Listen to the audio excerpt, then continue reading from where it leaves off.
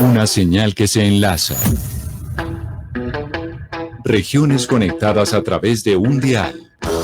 A partir de este momento, Óscar Montes, Ana Cristina Restrepo, Hugo Mario Palomar, Valeria Santos, Gonzalo Lázari, Rodrigo Pombo y Camila Zuluaga analizan y debaten el tema del día. El tema del día. Colombia está al aire.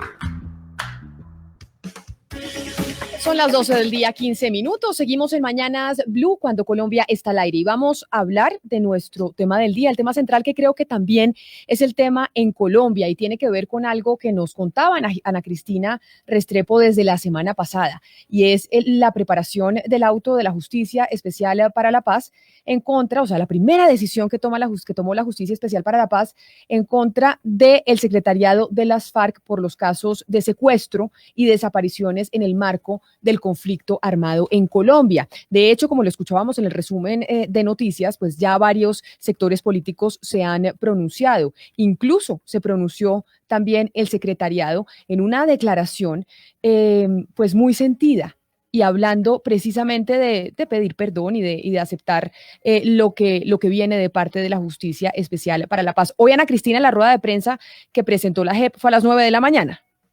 Sí, Camila, hoy a las 9 de la mañana fue la rueda de prensa, la abrió el magistrado Eduardo Cifuentes. Él a su vez dio algunas explicaciones, por ejemplo, del cambio de nombre del caso de secuestro que se cambiaba por toma de rehenes y privaciones graves de la libertad, y tanto él como la magistrada relatora, que es la doctora Julieta Lemaitre, ambos dijeron pues que esto responde a un máximo reproche a lo que se encontró por este auto, porque el contenido del auto, Camila, es fuertísimo. Es un auto de más de 300 páginas donde, como hemos comentado durante la última semana, en estos micrófonos, pues se habla no solamente pues de cifras de víctimas, de personas que fueron víctimas de estos crímenes, sino de los crímenes transversales al secuestro, porque no era el secuestro solo, sino también de las formas de operación de las FARC y los lugares donde se dieron. Es un auto verdaderamente impresionante, Camila.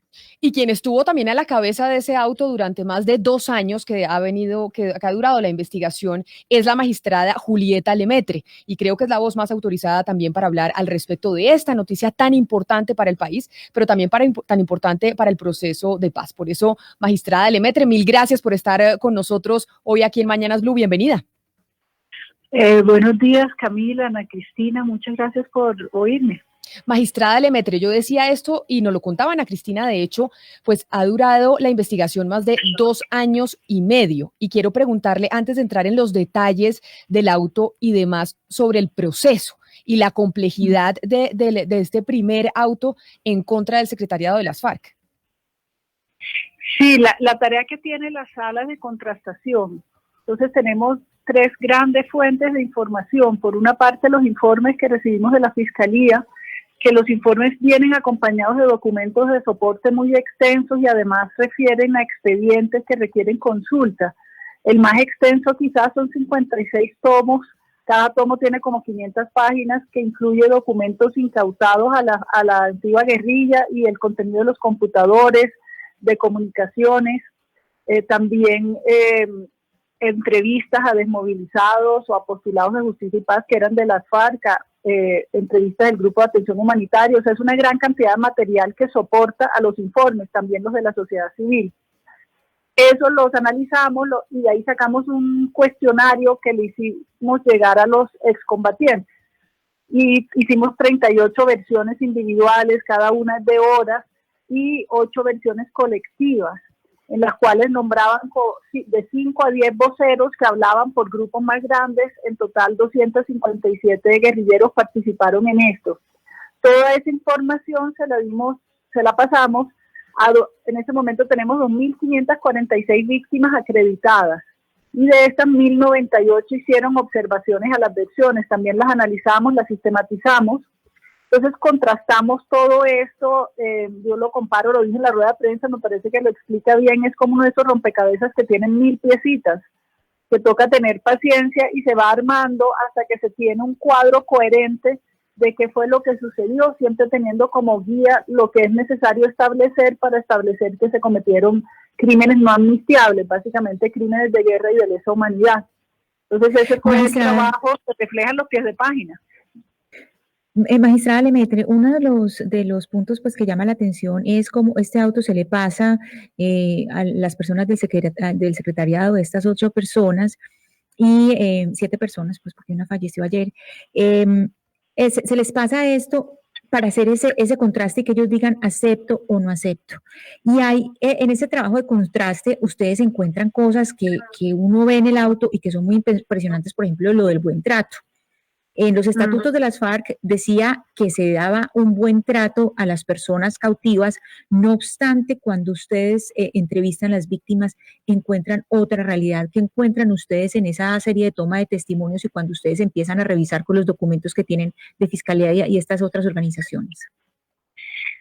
Mire, efectivamente la Fiscalía nos pasa los estatutos de las FARC y coincide con lo que dicen los comparecientes. El estatuto dice que se les debe dar un buen trato, pero cuando uno empieza a examinar qué sucedía realmente en la práctica, lo único que se controlaba era si los mataban o no.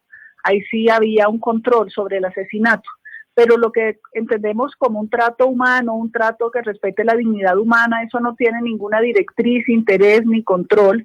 Y ellos mismos han reconocido que es verdad lo que nos dicen las víctimas, que un gran número de personas de diferentes maneras, porque quedaban completamente a merced de la guardia y a merced del comandante de turno. Tenemos casos de torturas, tenemos maltratos crueles, inhumanos y degradantes, tenemos algunos casos de violencia sexual, muchas humillaciones, vejámenes, gritos. Todo esto a manos de las personas que efectivamente hacían la custodia de los secuestrados. Es reiterativo, lo encontramos en los relatos de las personas que se acreditan y también lo encontramos en los relatos de personas que pusieron su denuncia ante la Fiscalía y que se acumulan en un sistema que se llama el CIGIP, que es el de los postulados a justicia y paz, porque algunos ex-FARC se desmovilizaron y se postularon a justicia y paz. Entonces, esto es reiterado que a las personas le cuentan a la justicia lo que sufrieron, que es un sufrimiento adicional al del secuestro mismo. Así que ahí lo documentamos, es innegable. Magistrada, hay una parte del auto que me llamó mucho la atención y es cuando el mismo auto reconoce que las víctimas se acercaban a la Justicia Especial para la Paz y tenían la pregunta recurrente de ¿por qué me secuestraron a mí? Y que si bien el auto trata de dar una respuesta a por qué secuestraron a ciertas personas, pues ustedes no tenían en la Justicia Especial para la Paz y no tienen los recursos pues para responderle a cada víctima de las más de 2.400 que ustedes tienen acreditadas. ¿Cómo van a hacer ustedes cuando haya algunas víctimas que lean el auto y les reclamen por no verse identificadas en ese auto específicamente? Bueno, lo que le podemos dar cuenta y realmente nuestro mandato es del patrón. Y yo creo que encontramos muchas cosas o ponemos en claro cosas que sabían solo los especialistas sobre la manera como se seleccionaban las víctimas. Esto es como un diagnóstico de una enfermedad en el cual usted ve cuáles son el proceso de la enfermedad, cuáles son los síntomas, y es común porque realmente son las mismas formas de funcionar. Entonces, eso yo creo que puede a algunas darle alivio al leer lo que sucedía usualmente y decir, claro, exactamente esto fue lo que me sucedió a mí. Esperamos poder aportar eso. Y si bien siempre había especialistas, gente que sabía mucho de secuestro, que sabía cómo se realizaba o cómo se seleccionaban las víctimas en algunas partes del país, aquí juntamos todas las piecitas, entonces tenemos cómo sucedía en diferentes regiones, comparamos lo que dicen especialistas con lo que dicen los comparecientes, con lo que dicen las víctimas y consolidamos patrones y explicaciones coherentes. Además de eso, en algunos casos hemos entendido que para algunas familias no es que se trate una cuestión de una curiosidad, digamos, morbosa, sino que necesitan saber cosas para dar por terminado los duelos. Ahí le estamos privilegiando especialmente a las personas que buscan a sus seres dados por desaparecidos, a sus seres queridos. Cuando pero magistrada, y no por qué me secuestraron a mí. Pero en ocasiones, si algunas de las víctimas si algunas de las víctimas quedan con la preocupación de haber visto el nombre y la historia de algunas otras víctimas y no la de ellas, de pronto pueden encontrar su historia, su caso o más precisión en los próximos autos que vengan específicamente de los bloques, porque esto para explicarle a los oyentes es un auto que habla más general del secretariado, ¿no? Este es el primer auto en el cual se da cuenta de la responsabilidad del secretariado que es respecto a los patrones. En todo caso, este auto tiene como anexo las narraciones de todas las víctimas, pero ahí no está la respuesta que mencionas. Haremos autos más detallados de las regiones y haremos nuestro mejor esfuerzo, pero ahí tampoco, honestamente, podremos decirle a cada uno exactamente qué fue lo que pasó en su caso, porque es la necesidad del tiempo que ha transcurrido, los recursos que tenemos a nuestra disposición. En algunos casos puntuales sí buscamos, si encontramos al compareciente, sobre todo cuando las familias tienen una urgencia, una necesidad emocional, entendemos que es muy importante y podemos dar con la persona que tiene la información, lo estamos preguntando en las diligencias. Datos de ese tipo. Magistrada Lemaitre, siguiendo con esa línea de pregunta a mi compañera Valeria, ustedes también en ese auto que se dio a conocer hoy temprano, pues hablan de las razones por las cuales las FARC, cuando eran una guerrilla, incurrieron en esa práctica del secuestro. Pero yo quisiera que usted nos contara y nos narrara específicamente lo que ustedes al final pudieron concluir de por qué las FARC empezaron a utilizar esta práctica del secuestro como un acto de guerra. Encontramos tres motivaciones grandes. Una motivación era económica. La antigua guerrilla decidió financiarse a través de los secuestros. Lo hizo explícitamente, incluso en el 93, cuando realmente se consolida, porque en los años anteriores hay secuestros, pero es en el 93, en la conferencia guerrillera del 93, que ya se consolida, incluso adoptan un manual para financieros en el cual les dice estas son las instrucciones, así se lee un balance de pagos y gastos para saber si las empresas realmente tenían la plata.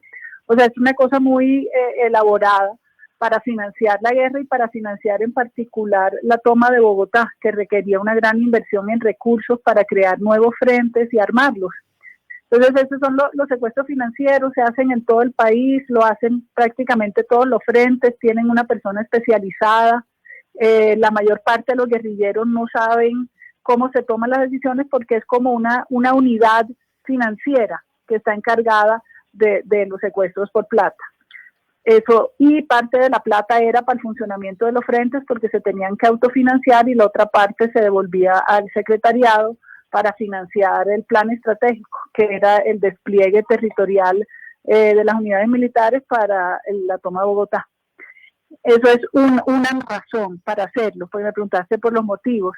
La otra, que es bien conocida del país, fue para forzar el intercambio por guerrilleros presos, que ocurrió tanto con militares y policías como en un momento con civiles. Estos secuestros fueron muy visibles, fueron de larga duración, en unas condiciones realmente particularmente gravosas porque estaban en la selva del Caquetá y el Guaviare, que es una selva que es muy difícil, la vida allí, la vida humana. Entonces ese es otro motivo, forzar el intercambio por los guerrilleros que estaban en las cárceles.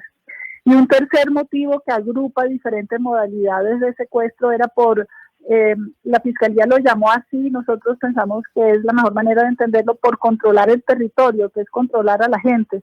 Entonces secuestraban a la gente para ver quién era. Tenemos unos secuestros de unas personas del DANI que estaban haciendo un censo, entonces los secuestran, le quitan las cosas, quiénes son, finalmente los sueltan, pero a los 3 indigenistas que mataron en Arauca, decidieron que eran de la CIA y los mataron. Entonces un control de la gente que circula por un territorio o incluso de los mismos pobladores por sospechas de que puedan ser informantes o no.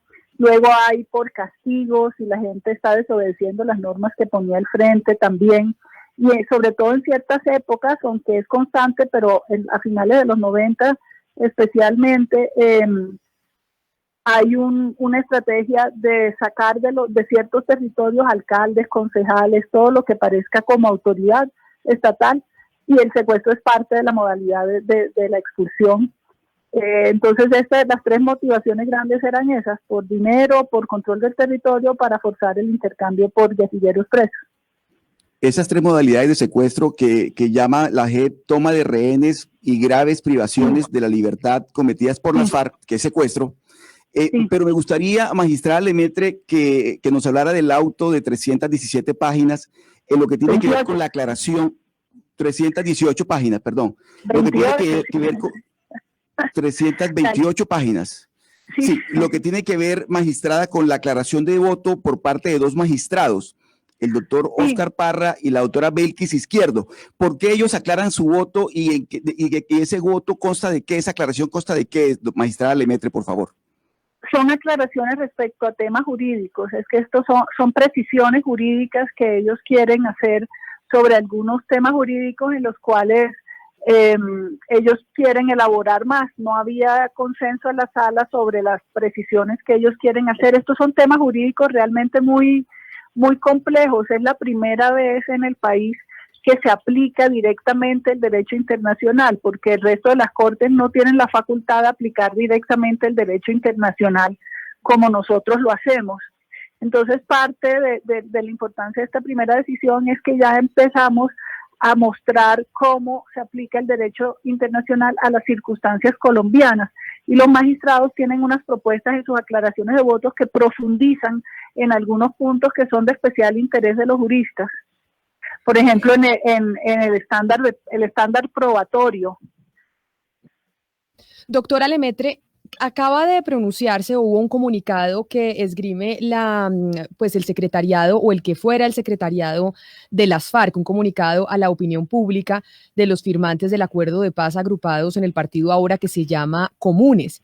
Y dicen que ellos pues van a estar y que están en este momento con su equipo de defensa en el estudio de este auto que usted nos está explicando y que se van a pronunciar cuando hayan terminado el estudio de ese auto y definan su posición ante el mismo en el tiempo destinado jurídicamente para ello.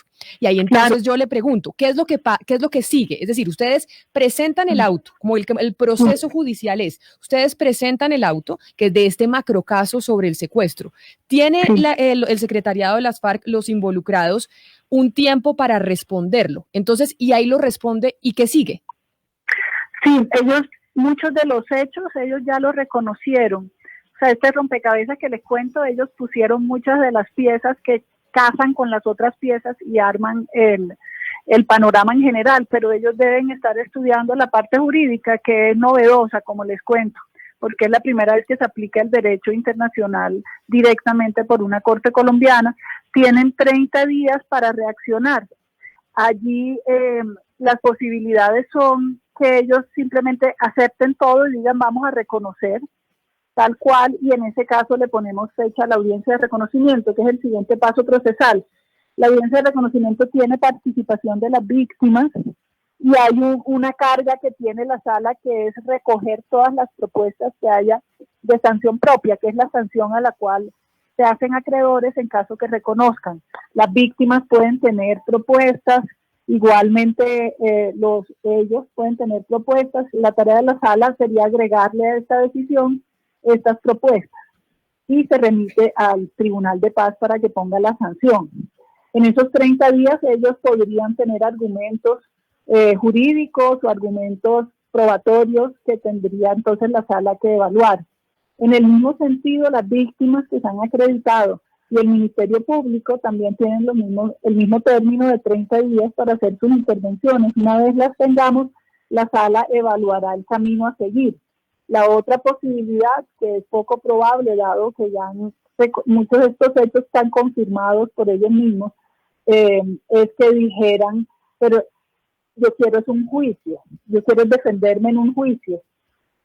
Los comparecientes pueden decir eso, o podrían decir eso que usted dice es verdad, pero como aquí también hay un elemento individual, uno podría decir, no, eso no es cierto, yo no, sí, eso lo hizo la FARC, pero yo no, yo quiero irme a un juicio. Y en ese caso se remiten a la unidad de investigación y acusación y se inicia el proceso que va hacia un juicio.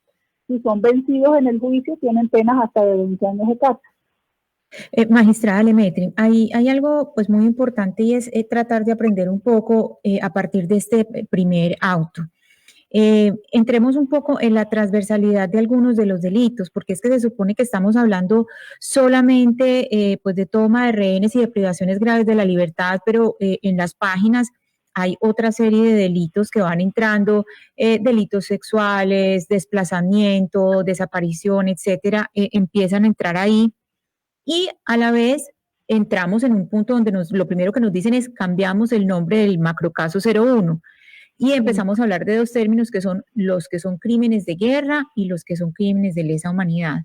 Entonces, explíquenos un poquito esas distintas distinciones para que los oyentes y nosotros podamos empezar a entender un poco mejor todo ese léxico y la diferencia entre cambiar los nombres y cuáles son crímenes de lesa humanidad y por qué y cuáles crímenes de guerra.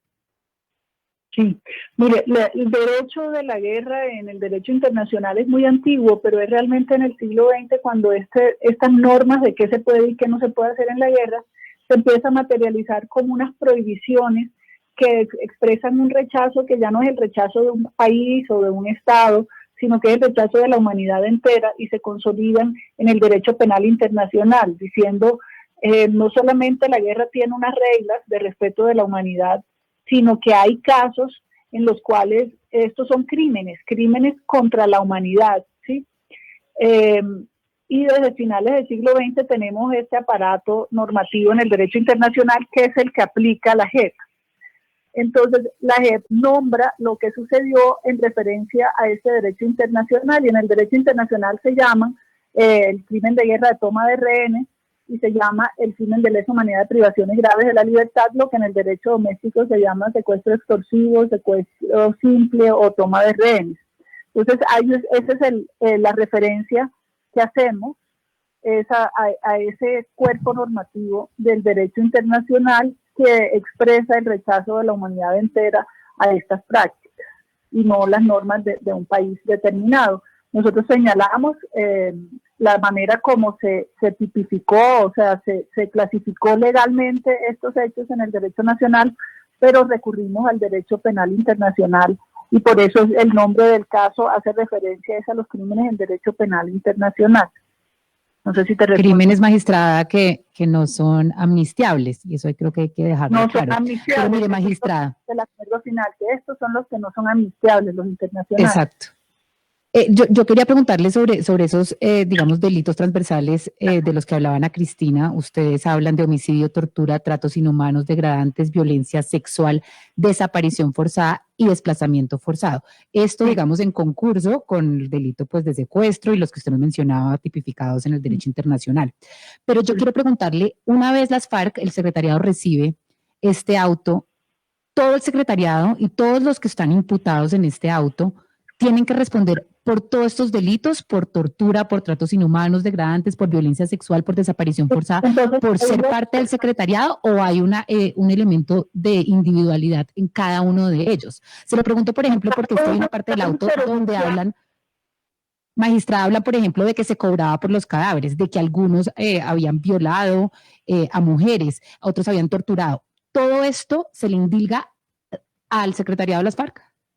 De una manera diferenciada, entonces diferenciada respecto a los crímenes. Las órdenes que ellos dieron no eran de torturar, violar y esas cosas.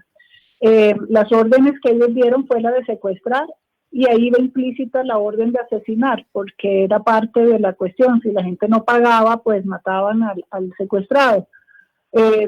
Y para asesinar tocaba pedir permiso, o sea, esto era parte de la orden que se estaba dando y de lo que controlaban. Ahí nosotros, la sala determina que ellos tienen autoría mediata. Lo que eso quiere decir es que ellos cometen esos crímenes por intermedio de sus subalternos, que son, aunque siguen siendo responsables, son como el instrumento. Los demás crímenes que señalamos que sucedieron en los mismos hechos son respecto al trato que le dieron los subalternos. Y la responsabilidad ahí es de mando, que es básicamente una omisión. Ellos no dieron la orden de que eso sucediera, pero ellos omitieron el control. Es decir, realmente no se preocuparon por la dignidad humana de los secuestrados. No entrenaron a la gente que tenía a los secuestrados, no les hacían seguimiento, no les hacían controles, no los castigaban por reportes de maltrato, si es caso lo cambiaban de puesto, pero no había castigos como había castigos por cosas tan sencillas como dormirse en la guardia, tenía un castigo gravísimo, pero las indignidades impuestas sobre los secuestrados no eran de interés, entonces por eso tienen responsabilidad de mando, por la omisión de control, y ahí encontramos que se incurrían en todos estos. Ahora, como es responsabilidad de mando, los que tienen la responsabilidad fueron los que efectivamente tenían mando y sobre las unidades militares sobre las que tenían mando, ¿sí? En esta parte que es responsabilidad de mando. Entonces, a cada uno se le individualiza, son responsables por el trato que dieron las unidades militares que estaban a su cargo y sobre las cuales tenían mando. No sé si eso es claro. Sí, magistrada, pero siguiendo en esa misma pregunta, es que una de las narrativas que existieron durante el debate sobre el proceso de paz e incluso se mantiene de muchos sectores políticos del país, es que ese fue un acuerdo en donde se negoció la impunidad y digamos que esta primer auto en contra del secretariado por parte de la JEP pues demuestra lo contrario, pero la gente se sigue preguntando y es, bueno, hay este auto, está esta investigación, ¿cuáles son las consecuencias palpables que tiene sobre el secretariado de las FARC y sobre los guerrilleros que al final ustedes se encuentren como culpables de estos hechos? Claro, fíjate que es una pregunta en dos niveles. Hay uno que es la defensa política del acuerdo, que francamente no me corresponde, aunque yo sí creo que era el mejor camino para el país y que le abre la oportunidad, si se sigue, de un futuro en paz. Pero esa defensa política a mí no me corresponde. Entonces le puedo decir es técnicamente qué pasos se siguen.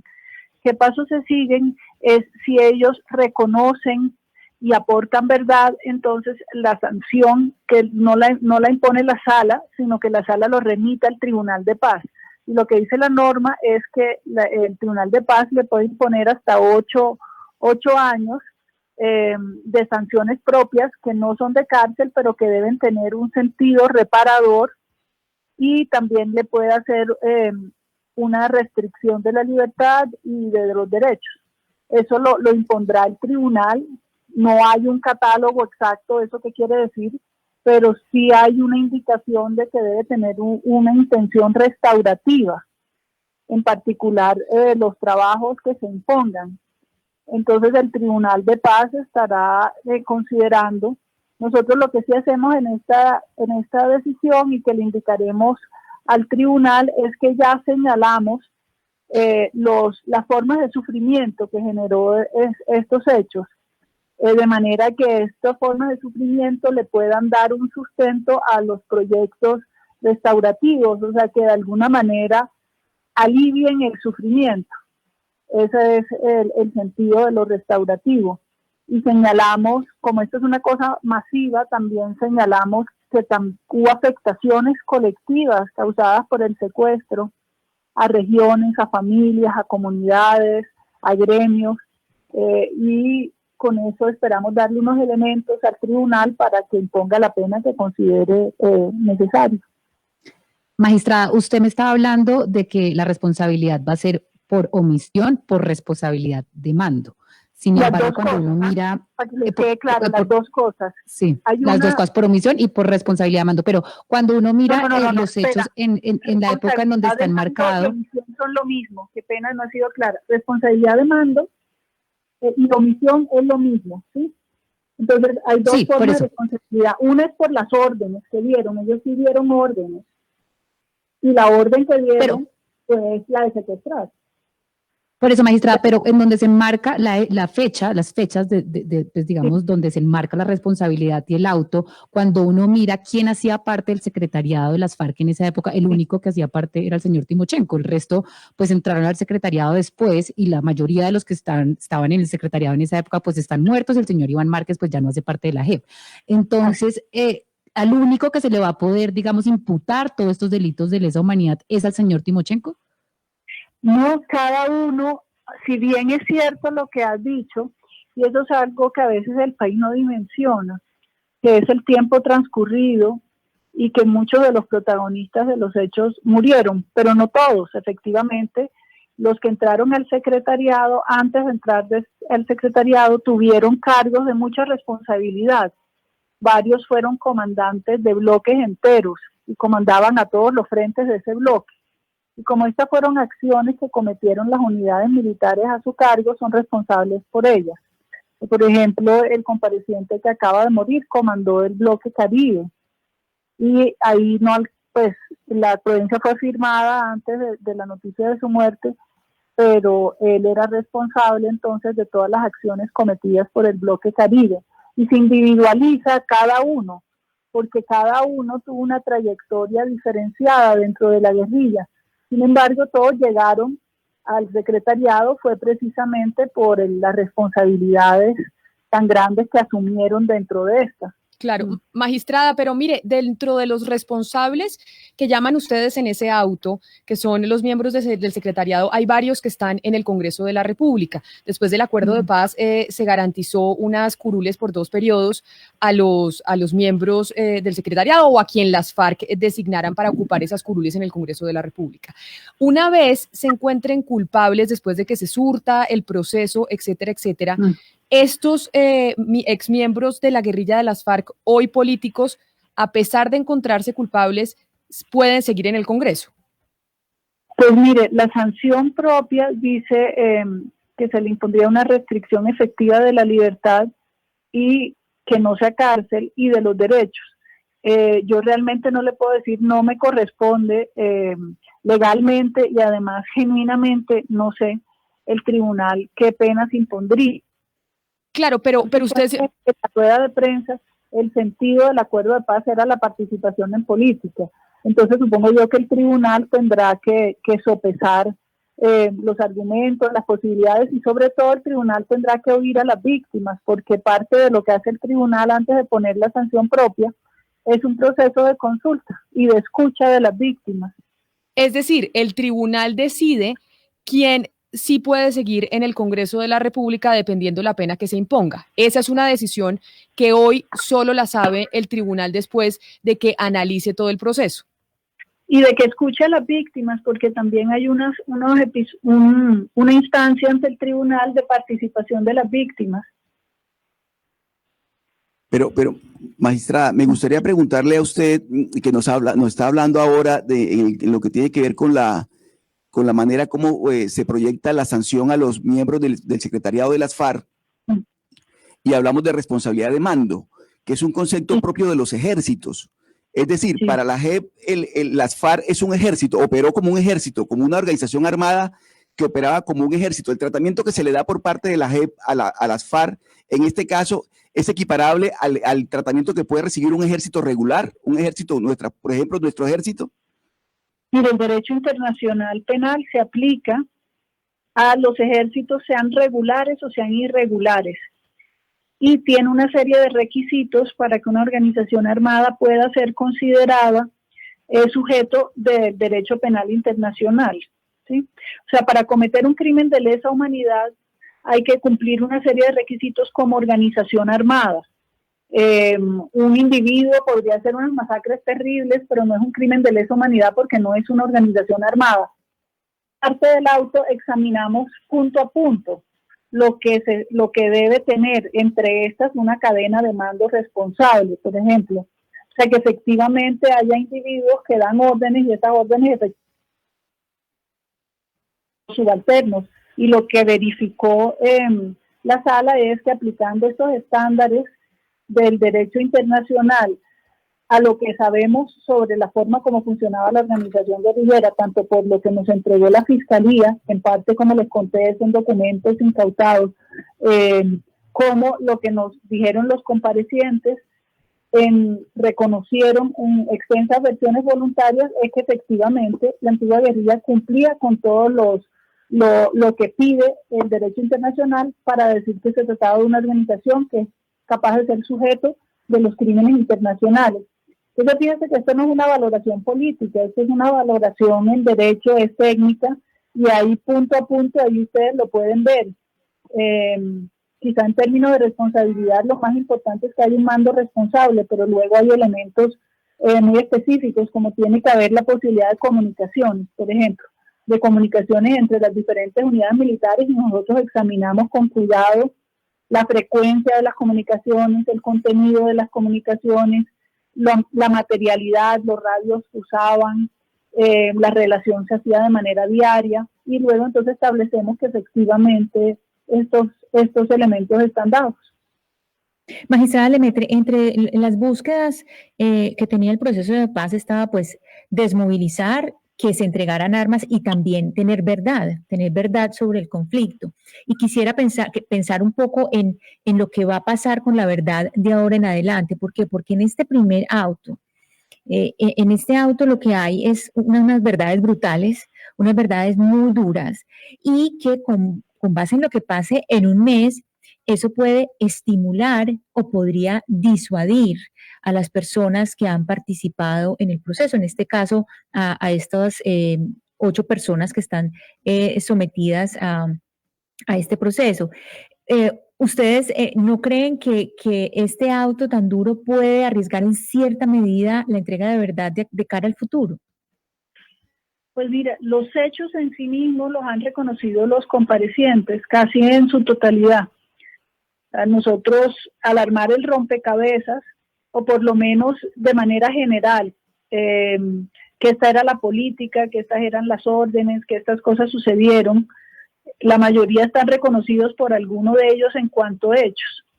Entonces, ellos ya han venido aportando la verdad, y las diligencias que empezamos con los mandos medios, además han venido aportando detalles muy duros de escuchar, duros de saber, pero digamos que lo duro no es saber qué pasó, sino que efectivamente haya pasado. Y el que efectivamente haya pasado lo saben las víctimas y lo saben los comparecientes, los mandos medios nos los están confirmando. Así fue la guerra. Entonces, quizás no lo sabía el país.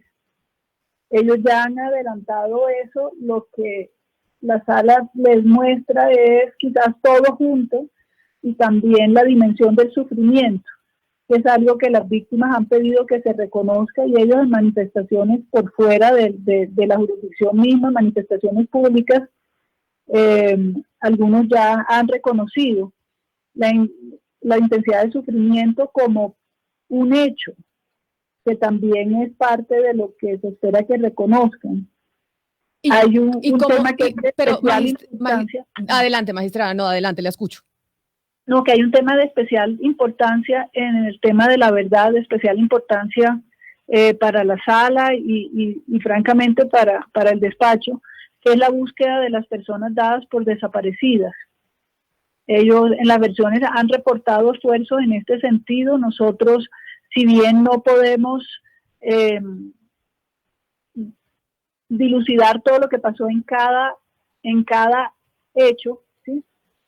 A lo que sí le hemos dado un privilegio en ese sentido es al esfuerzo por colaborar con conseguir la información que necesite la unidad de búsqueda para, o que podamos conseguir judicialmente. Ellos tienen otros caminos para dar con el paradero o conocer la suerte de las personas dadas por desaparecidas. Ya hemos hecho traslados en ese sentido. A veces es de la ubicación del cuerpo, pero eso es una tarea, como les habrán explicado, materialmente muy, muy compleja, pero también ha sido información. ¿Qué pasó cómo fue la muerte y cómo fue el desenlace del secuestro cuando la persona estaba dada por desaparecida? Nosotros entendemos que este es el dolor que más intenso, que no cesa, y al cual estamos privilegiando en términos de verdad en hechos concretos. Magistrada, ante esa petición de las víctimas, cuando usted dice las víctimas han sido muy enfáticas en que se les reconozca el sufrimiento y el grado del sufrimiento, ¿cómo se hace ese reconocimiento? Es decir, ¿eso qué implica? Que haya dentro de la sala, cuando se vaya a fallar el caso, unas sanciones más altas. ¿Cómo se traduce el reconocimiento del grado del sufrimiento de las víctimas? Bueno, si ustedes ven, la decisión tiene una parte dedicada a esto, al grado de sufrimiento y lo que esto implicó. Eso es lo que hay que reconocer. internacional es un elemento también de la gravedad, así que también tiene una dimensión jurídica en cuanto a elemento de la gravedad, pero también está ahí descrito, lo pueden ver como parte de los hechos a ser reconocido, que esto causó grave sufrimiento no solo a las personas que estuvieron secuestradas, sino a sus familias también, e incluso señalamos el sufrimiento de las comunidades. Allí, en medio de la pandemia, nosotros teníamos proyectada una serie de audiencias territoriales para oír a las víctimas que fuimos obligados a cancelarlas por la pandemia, pero entonces recurrimos a unos ejercicios similares que había hecho la unidad de víctimas y tenemos elementos para decir que esto afectó a las comunidades campesinas también, el secuestro en ciertas zonas, y le generó sufrimiento que va más allá de los secuestrados y de la familia. Entonces, el propósito del auto es que se reconozca esto. Magistrada, si bien en el auto pues se revela que la mayoría de los secuestrados eran hombres mayores de edad, casi el 75%, ustedes también hablan de secuestros de menores de edad. De hecho, pues el auto ilustra el plagio o el secuestro de la niña Nora Valentina Muñoz, de 10 años, de una manera pues muy emotiva y un poco impactante. Ustedes en este proceso, ¿cómo van a hacer para resarcir, restaurar a estos menores de edad? ¿Cuántos fueron? Más o menos, ¿cómo se daba esta práctica, magistrada? ¿Y cómo se pretende darles un especial atención en este proceso a los menores? Sí, nosotros consideramos, y en realidad esto es apenas humano, pero también es estrictamente legal, considerar que la situación de los menores de edad que fueron secuestrados es de especial gravedad por la vulnerabilidad que tenían en el momento de los hechos. Lo registramos tanto en los listados que nos entregaron, encontramos un 5% de los que reportan la edad al momento de los hechos, reporta que eran menores de 18 años. Ahora, muchas de estas personas hoy en día son adultos, y lo que queremos registrar es dar cuenta de su especial sufrimiento. Entre estas, por ejemplo, los hijos de Gloria Lozada eran menores de edad cuando fueron secuestrados y ahora uno es representante en el Congreso.